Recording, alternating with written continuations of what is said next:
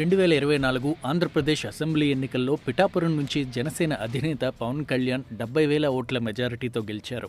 Party పట్టిన 10 ఏళ్లలో 3 ఎన్నికలను చూసిన ఆయన 2014 ఎన్నికల్లో పోటీ చేయలేదు. 2019 ఎన్నికల్లో తాను స్వయంగా పోటీ చేసిన 2 చోట్ల ఓటమి పాలయ్యారు. జనసేన నుంచి కేవలం ఒక్కరిని మాత్రమే గెలిపించుకోగలిగారు. అలాంటి జనసేనాని 2024 ఎన్నికల్లో తన పార్టీ నుంచి బరిలోకి దిగిన 21 మందిలో అందరినీ గెలిపించుకున్నారు. ఏపీలో కూటమి ఏర్పాటులో కూటమి విజయంలో కూడా కీలకంగా మారారు. రాజకీయాలలో సహనం చాలా ముఖ్యమని తన 10 ఏళ్ల ప్రస్థానం ద్వారా జనసేనాని నిరూపించారనేది రాజకీయ విశ్లేషకుల మాట. పిఠాపురం నుంచి పవన్ కళ్యాణ్ పేరు ప్రకటించగానే ఆయన గెలుపు ఖాయమని జనసేన శ్రేణులు సంబరాలు చేసుకున్నాయి. పవన్కు పోటీగా వైసీపీ వంగా గీతను బరిలోకి దించింది. మరోపక్క ముద్రగడ పద్మనాభం వంటి వాళ్లు కూడా పవన్ ఓటమికి పిలుపునివ్వడంతో ఉత్కంఠ మరింత పెరిగింది. ఇలాంటి పరిస్థితుల్లో కూడా పవన్ కళ్యాణ్ భారీ మెజారిటీతో గెలుపొందారు.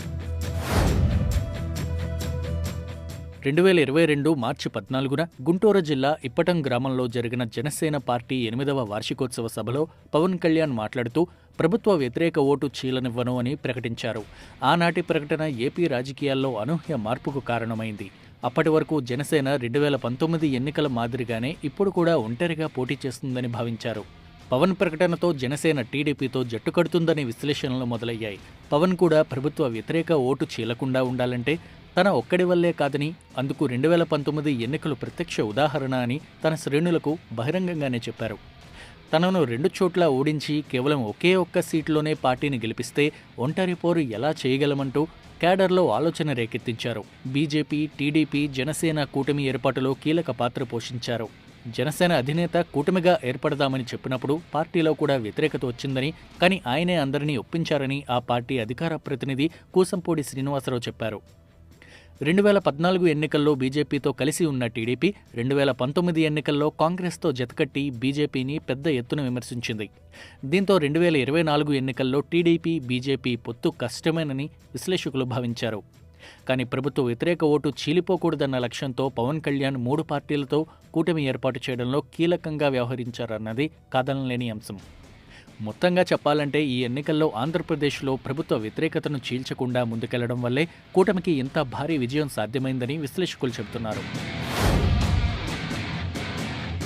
ఎక్కడ నెగ్గాలో కాదు, ఎక్కడ తగ్గాలో తెలియాలి అని పవన్ కళ్యాణ్ తరచూ చెబుతుంటారు. ఇందుకు తగ్గట్టే ఆయన తన బలాన్ని, బలహీనతలను సరిగ్గా అంచనా వేసుకుని కూటమి కట్టడమే లక్ష్యంగా అసెంబ్లీ సీట్లు, పార్లమెంటు సీట్లను బీజేపీతో కలిసి సర్దుబాటు చేసుకున్నారు. కూటమిలో భాగంగా పోటీ చేసిన 21 అసెంబ్లీ స్థానాల్లో 21 స్థానాల్లోనూ గెలుపొందారు. దీంతో పాటు తాము బరిలో నిలిచిన 2 ఎంపీ స్థానాల్లోనూ నెగ్గుకొచ్చారు. 2019 ఎన్నికలలో 100 కంటే తక్కువ ఓట్లు సాధించిన బీజేపీకి 10 అసెంబ్లీ స్థానాలు, 6 ఎంపీ స్థానాలు ఇవ్వడంపై ఆశ్చర్యం వ్యక్తమైనా పవన్కు మాత్రం కూటమిపై గట్టి నమ్మకం ఉంచారు. ఆ నమ్మకమే ఇప్పుడు అన్ని స్థానాల్లో తమకు ఆధిక్యాన్ని తెచ్చిపెట్టింది. పవన్ కళ్యాణ్ తనను తాను తగ్గించుకోవడం ద్వారా కూటమి విలువ పెంచారని విశ్లేషకుల మాట. తన అన్న మెగాస్టార్ చిరంజీవి స్థాపించిన ప్రజారాజ్యం పార్టీనే ఆయనకు ఈ అనుభవాన్ని ఇచ్చిందని అంటారు. రాజకీయాలు వేరు, సినిమాలు వేరు అనే ఎరుకను పవన్ కళ్యాణ్ గ్రహించగలిగారని చెబుతారు. విభజిత ఆంధ్రప్రదేశ్ అభివృద్ధి కోసం తమ పార్టీ 2014 ఎన్నికలలో పోటీ చేయలేదని ఆయన అప్పట్లో ప్రకటించారు. అభివృద్ధి కోసం తెలుగుదేశం, బీజేపీలకు మద్దతు ఇస్తామని చెప్పారు. ఆ ఎన్నికలలో చంద్రబాబు, మోదీలతో పవన్ ప్రచారం చేశారు. 2019 ఎన్నికల నాటికి జనసేన ప్రయాణంలో అనేక మార్పులు చోటు చేసుకున్నాయి. ఆంధ్రప్రదేశ్కు ఇస్తామన్న ప్రత్యేక హోదా విషయంలో బీజేపీ మాట తప్పిందని, ప్రత్యేక ప్యాకేజీ పేరుతో పాచిపోయిన లడ్డూలు ఇచ్చిందని పవన్ కళ్యాణ్ విమర్శించారు. ఆ తర్వాత పవన్ 2019 ఎన్నికలలో వామపక్షాలతోనూ, బీఎస్పీతోనూ కలిసి కూటమిగా బరిలోకి దిగారు. ఆ ఎన్నికల్లో గాజువాక, భీమవరం నుంచి పోటీ చేసి 2 స్థానాల్లోనూ ఓటమి పాలయ్యారు. ఆ ఎన్నికల్లో జనసేన నుంచి రాజోలు నియోజకవర్గంలో రాపాక వరప్రసాద్ ఒక్కరే గెలిచారు. కానీ ఆయన కూడా తర్వాత వైసీపీకి అనుకూలంగా మారిపోయారు. ఈ ఎన్నికలలో జనసేన 6% ఓట్లు సాధించింది. 2024 ఎన్నికలలో ప్రభుత్వ వ్యతిరేక ఓటు చీలనివ్వను అంటూ ప్రకటించిన పవన్ ఆ దిశగా వ్యూహాత్మక కార్యాచరణ వైపు కదిలారు. జనసేన, టీడీపీ కలిసి పోటీ చేస్తాయా లేదా అనే సందిగ్ధం ఓవైపు, దమ్ముంటే పవన్ కళ్యాణ్ ఒంటరిగా పోటీ చేయాలంటూ వైసీపీ శ్రేణుల సవాళ్లు మరోవైపు కూటమి ఏర్పాటుపై సందేహాలు కలిగించాయి. ఆత్మహత్య చేసుకున్న రైతు కుటుంబాలకు పవన్ కళ్యాణ్ ఆర్థిక సాయం అందించడం, వారాహి యాత్ర వంటి వాటి వల్ల ఆయన గ్రాఫ్ పెరిగిందని జన సైనికులలో నమ్మకం పెరిగింది.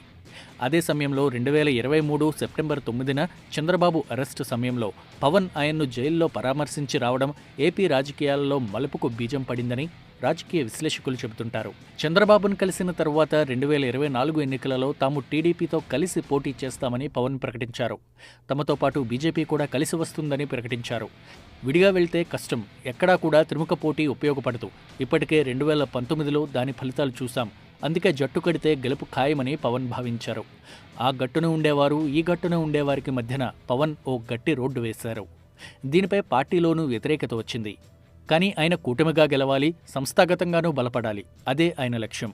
ఇప్పుడు దాని ఫలితం కనిపించిందని జనసేన అధికార ప్రతినిధి కూసంపూడి శ్రీనివాసరావు చెప్పారు.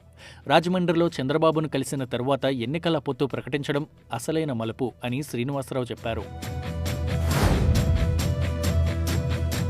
ఎన్నికల ప్రచారాన్ని రక్తి కట్టించడంలోనూ పవన్ కళ్యాణ్ కీలకంగా వ్యవహరించారనేది రాజకీయ విశ్లేషకుల మాట.